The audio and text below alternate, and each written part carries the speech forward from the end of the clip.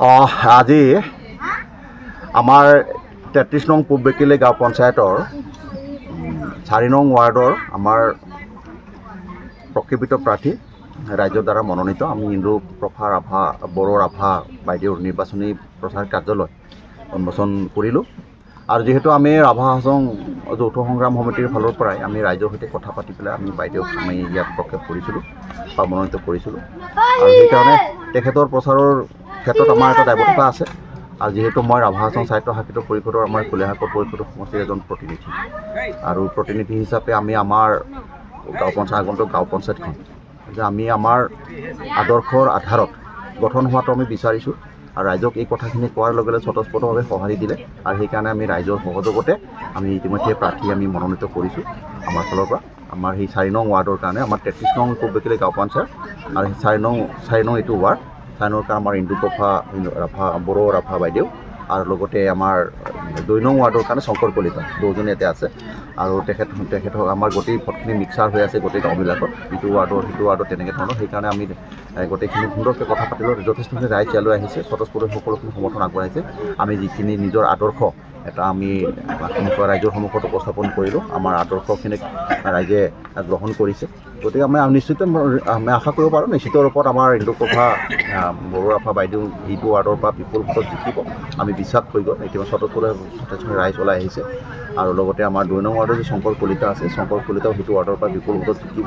গতিকে মানে গাঁও পঞ্চায়ত যিখন আছে মোৰ যিহেতু গৃহ এটা গাঁও পঞ্চায়ত, এই গৃহ গাঁও পঞ্চায়তখন আমি আমাৰ নিজৰ ষ্টাইলত আমাৰ মুখ্যমন্ত্ৰী ডক্টৰ হিমন্ত বিশ্ব শৰ্মা মহোদয়ৰ আদৰ্শত আৰু আমাৰ নেতা ইঞ্জিনিয়াৰ টংকেশ্বৰ ৰাভাদেৱৰ আদৰ্শত আমি আমাৰ গাঁও পঞ্চায়তখন আমি চম্ভালাটো আমাৰ অতি জৰুৰী। সেই আদৰ্শ মতে নিশ্চয়কৈ আমাৰ গাঁও পঞ্চায়তখন চলিব। গতিকে তাক কাৰ্যকৰী কৰাৰ ক্ষেত্ৰত মোৰ এটা দায়বদ্ধতা আছে, মই অনুভৱ কৰিছোঁ। আৰু সেইকাৰণে যিহেতু মানে NDAৰ লগত আমাৰ ইতিমধ্যে আঞ্চলিক পঞ্চায়ত আৰু জিলা পৰিষদ মানে আঞ্চলিক পঞ্চায়ত আৰু জিলা পৰিষদ লেভেলত আমাৰ NDA হিচাপে বুজাবুজি হৈছে, কিন্তু গাঁও পঞ্চায়তত তেনেকৈ ধৰণৰ হোৱা নাই। গাঁও পঞ্চায়তত কাৰো সৈতে কোনো বুজাবুজি হোৱা নাই আৰু আমি বুজাবুজি ইয়াতে কাৰো লগত কৰাও নাই। আমি NDA ষ্টাইলত আমি গাঁও পঞ্চায়তত আমি কথাও পাতিব নোৱাৰিলোঁ বা কথা পতা নাই, সেই সুযোগ সেই সময়খিনি আমি নাপালোঁ। গতিকে যিহেতু মোৰ এটা দায়বদ্ধতা আছে, গতিকে ৰাইজক মই সম্বোধন কৰিছোঁ, ৰাইজক এড্ৰেছ কৰিছোঁ, ৰাইজক সুধি পেলাই তেখেতসকলে কেনেকুৱা ধৰণে আমাৰ গাঁও পঞ্চায়ত গঠন হোৱাটো বিচাৰে। যিহেতু মুখ্যমন্ত্ৰী মহোদয় গাঁৱৰ ৰাইজকে সেই দায়িত্বখিনি অৰ্পণ কৰিছে। গতিকে আমি যিহেতু গাঁৱতে থাকোঁ, গাঁৱৰ মানুহৰ লগত আমাৰ সম্পৰ্ক আছে। গতিকে সেইকাৰণে গাঁৱৰ ৰাইজৰ সৈতে কথা পাতিয়েই আমি এই আগন্তুক আমাৰ সেই পঞ্চায়তত আমাৰ গাঁও পঞ্চায়তখন গঠন কৰাৰ কাৰণে আমি আগভাগ লৈছোঁ। আৰু নিশ্চিত ৰূপত আমি জিকিব পাৰিম। প্ৰাৰ্থীটো চাৰিওফালে আছে, আমি কাকোৱে বাধা দিয়া নাই, কাৰো সৈতে কোনো ধৰণৰ বুজাবুজি আমি কৰিব খোজা নাই। সকলোৰ গণতান্ত্ৰিক অধিকাৰ আছে। গতিকে আমাৰ গাঁৱত কিছু 2-4টা পৰিয়াল লগ লাগি পেলাই প্ৰাৰ্থী নিক্ষেপ কৰিছে যে আমাৰো বংশৰ পৰা হ'লে ভাল, কোনোবাই ভাবিছে যে আমাৰ ইটো সময় গয়া গেষ্টিৰ পৰা হ'লে ভাল, এনেকুৱা ধৰণৰ বিভিন্ন ধৰণৰ কথা থাকে। তাৰ লগে লগে আমাৰ আদৰ্শখিনি আমি কৈছোঁ কাৰণে সকলোখিনি হিলদল ভাঙি আহি পেলাই কোনো তাত বংশ নাই, কোনো গয়া নাই, গেষ্টি নাই, সকলো বৃহত্তৰ সমাজখন আগবাঢ়ি আহি পেলাই আমাৰ প্ৰাৰ্থীসকলক সমৰ্থন দিয়াৰ ব্যৱস্থাখিনি কৰিছে। আৰু আমি জিকিম। আৰু আগন্তুক আমাৰ গাঁও পঞ্চায়ত আমাৰ কলীয়াহাটৰ পৰিষদৰ সমষ্টিৰ ভিতৰত আমাৰ 2টাকৈ গাঁও পঞ্চায়ত পৰে। আৰু প্ৰান্তীয় এলেকাটো 2-এটা ৱাৰ্ড আছে, ইতিমধ্যে আমি বিনা প্ৰতিদ্বন্দ্বিতাই সেই প্ৰান্তীয় ৱাৰ্ডবিলাক জিকি পঠাই দিছোঁ।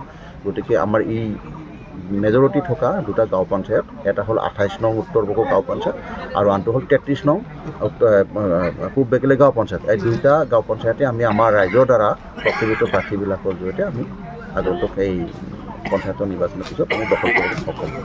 আশা ৰাখিছোঁ ৰাইজক আমি এটা গুড মানে পঞ্চায়ত বা এটা গুড গভৰ্নেন্স থকা পঞ্চায়ত বা ৰাইজৰ এটা কল্যাণকামী পঞ্চায়ত প্ৰদান কৰিবৰ কাৰণে সক্ষম হ'ম।